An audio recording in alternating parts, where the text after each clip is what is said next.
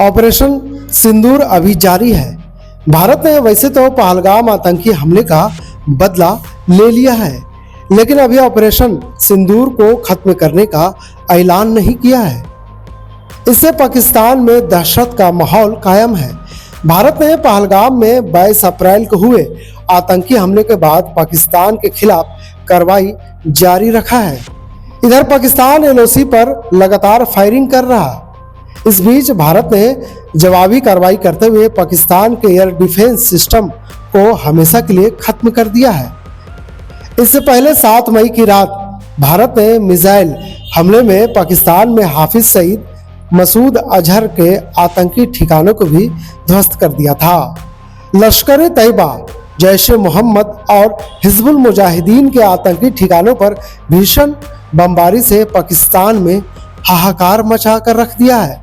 पाकिस्तान भारत से इस हमले का बदला लेने की धमकी दे रहा है। इधर भारतीय सेना भी पाकिस्तान को जवाब देने के लिए तैयार है।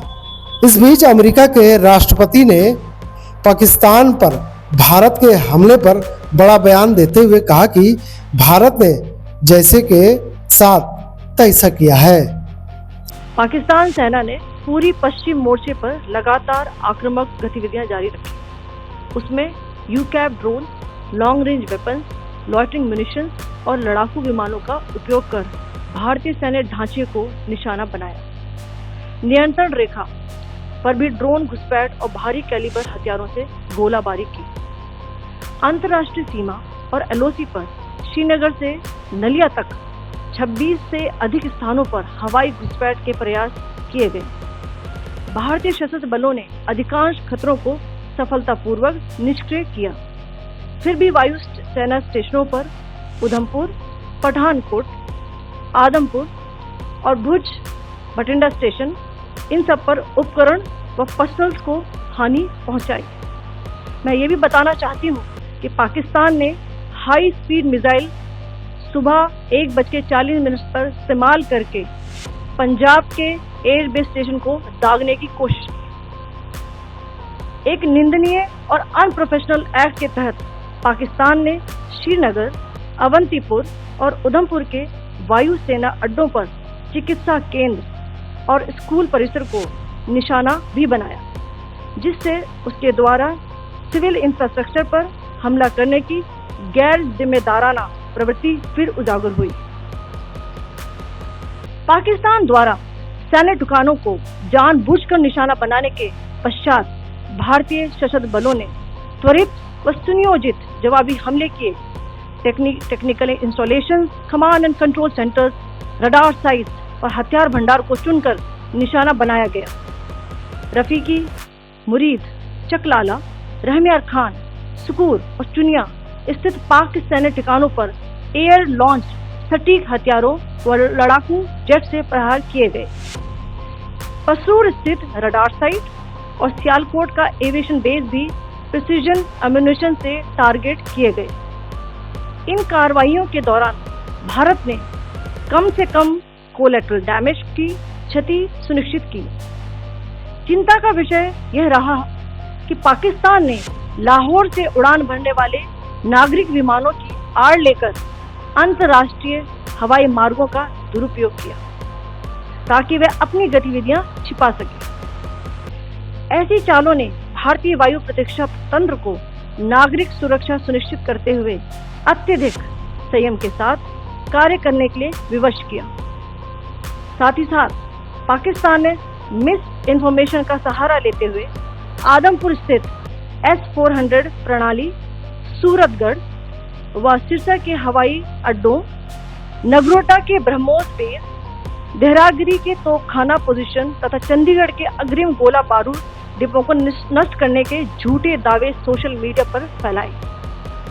भारत इन फॉल्स नैरेटिव्स को पूर्णतः खारिज करता है। नियंत्रण रेखा पर पाकिस्तान ने ड्रोन घुसपैठ और भारी तोपखाना गोलाबारी के कई प्रयास किए। कुपवाड़ा, बारामूला, पुंछ, राजौरी और अखनूर सेक्टर्स में तोप, मोर्टार एवं हल्के हथियारों से भीषण गोलाबारी जारी रही। भारतीय सेना ने प्रभावी व तुलनात्मक प्रत्युत्तर देते हुए पाक सेना को काफी क्षति पहुंचाई। पाकिस्तान सेना के अग्रिम क्षेत्रों में सैनिकों की डिप्लॉयमेंट बढ़ती दिख रही है, जो स्थिति को और भड़काने की मंशा दर्शाती है। भारतीय सशस्त्र बल पूर्ण परिचालन तत्परता की स्थिति में है। भारत ने पिछली 2 रातों से जारी पाकिस्तानी ड्रोन और मिसाइल हमले का जवाब दुश्मनों को दे दिया है। पाकिस्तान ने 9 मई की रात भारत की राजधानी दिल्ली को अपनी फतेह मिसाइल से निशाना बनाने की कोशिश की थी, लेकिन भारत के स्वदेशी एयर डिफेंस सिस्टम ने उसके इस नापाक मंसूबों को कामयाब नहीं होने दिया और फतेह मिसाइल को हवा में ही मार गिराया। इसी तरह पाकिस्तानी एयर सिस्टम के लड़ाकू विमानों ने श्रीनगर एयरबेस को हिट करने की कोशिश की, जिसे भारतीय एयरफोर्स ने नाकाम कर दिया और जवाबी कार्रवाई में पाकिस्तान के 2 फाइटर जेट भी मार गिराए। पहलगाम में हुए आतंकी हमले के बाद भारत ने पाकिस्तान को मुंहतोड़ जवाब देने का संकल्प लिया है। दूसरी ओर पाकिस्तान के सेना प्रमुख असीम मुनीर और प्रधानमंत्री शहबाज शरीफ आक्रामक हमले कर रहे हैं, लेकिन इसी बीच एक खुफिया रिपोर्ट सामने आई है जिसमें चौंकाने वाला खुलासा हुआ है और उसने पाकिस्तान की पोल खोल कर रख दी है। रिपोर्ट के मुताबिक पाकिस्तान के पास सिर्फ 4 दिनों तक युद्ध लड़ने लायक गोला बारूद बचा है। ऐसे में मिसाइल से हमले करने वाला पाक जल्द ही अपने घुटनों पर आ जाएगा। इसका मतलब साफ है कि अगर भारत ने पाकिस्तान के खिलाफ पूर्ण युद्ध छेड़ा तो पड़ोसी देश के पास घुटने टेकने के अलावा कोई विकल्प नहीं बचेगा। वहीं भारतीय सेना की मौन रणनीति ही इस समय पाकिस्तान के एक आने वाले तूफान की तरह है। ब्यूरो रिपोर्ट, कोयलांचल संवाद।